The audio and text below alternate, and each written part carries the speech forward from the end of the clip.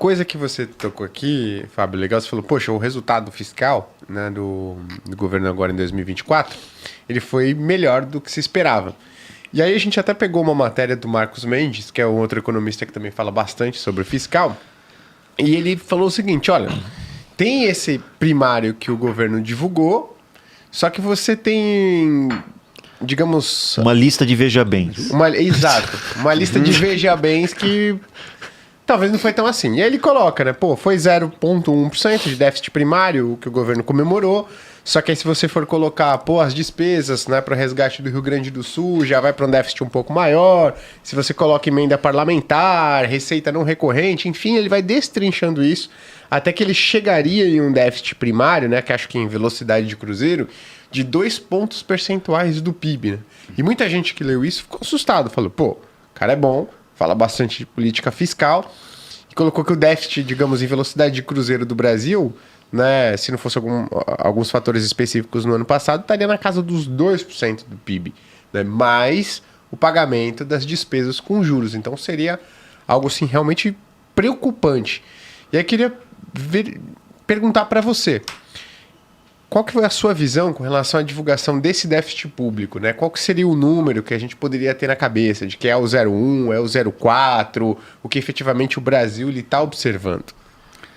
Vamos lá, o Marcos é meu amigo e um ótimo profissional, mas eu entendo perfeitamente o apego ao rigor dele, mas a próxima vez que eu estiver com ele eu vou falar, Marco, ninguém lê tríplica, porque ele se envolveu numa disputa técnica com meu outro amigo Felipe Salto, que o Felipe contestou alguns dos números, e aí depois o Marcos retrucou com outros, e já é difícil acompanhar a réplica, a tríplica, então são os autores da controvérsia que se envolvem. É mais fácil no WhatsApp, né? Mas no mundo de hoje, que tudo assim é tão superficial, tão instantâneo, tá? Eu mesmo te confesso que eu fiz muito esse tipo de contas no passado, porque essa discussão é recorrente na economia brasileira. Eu me lembro nos anos do ajuste do governo FHC, que foi um ajuste bem considerado, grosso modo se passou de um déficit primário perto de zero, né, equilíbrio, para um superávit de mais de 3% do PIB, e na receita, naquela época, eu e outros colegas na ocasião alertávamos que, independentemente dos méritos da política econômica daquela ocasião, havia um problema ainda a ser resolvido, porque parte da receita, tipo receita de concessões de privatizações, não ocorreria no futuro, etc, etc. Tá? Mas o ponto é o seguinte, acho que, sem entrar no detalhe, o Marcos tem razão qualitativamente de que algumas despesas não entraram na conta e fazendo a conta certinha, deveria entrar, e algumas receitas que entraram não se reproduzirão no futuro, etc. Acho que há isso não envolve uma contestação à forma em que as contas são apuradas, tá? Não há contabilidade criativa, assim, no sentido de que se questionavam as contas no passado, até porque, volto a dizer, mesmo na época lá que todo mundo concorda que o ajuste era bom, na época do Fernando Henrique, etc., esse tipo de dúvidas acerca, principalmente da receita, né, da manutenção de alguns itens da receita já existia. E aí eu te confesso também que o grau de discrecionalidade desse tipo de abertura é muito grande, ou seja, eu posso fazer a conta de um jeito, Marcos fazer de outro, um terceiro economista fazer de outro, cada um lá vai ter o seu número acerca de qual seria o primário livre de excepcionalidade, né? Mas, sem dúvida nenhuma, há um esforço muito grande ainda a ser feito, por duas razões. Primeiro porque, na verdade, estamos com déficit primário, né?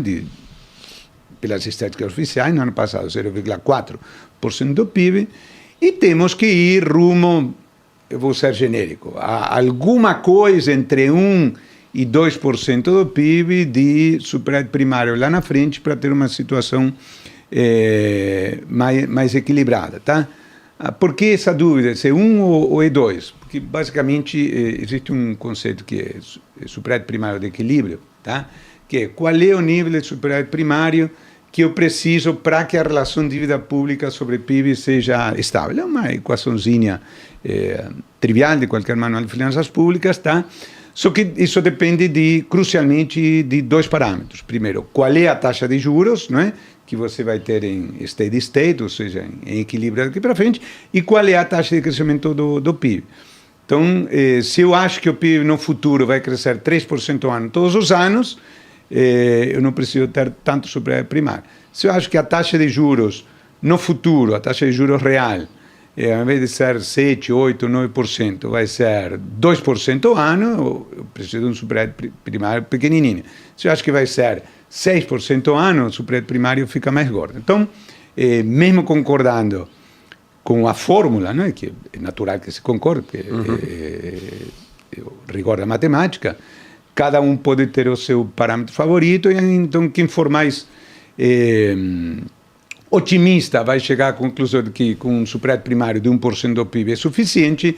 Quem for mais pessimista com esses parâmetros vai dizer, se você não tiver 2,5% do PIB, essa relação vai continuar aumentando. Mas seja 1, seja 2, estamos distantes. Quando, além disso, acho que é um consenso de que o superávit primário, livre de excepcionalidades, o resultado primário no ano passado foi um pouco pior do que observado, então o desafio é maiúsculo. Então, não adianta, em política fiscal você tem que matar um leão por dia, né?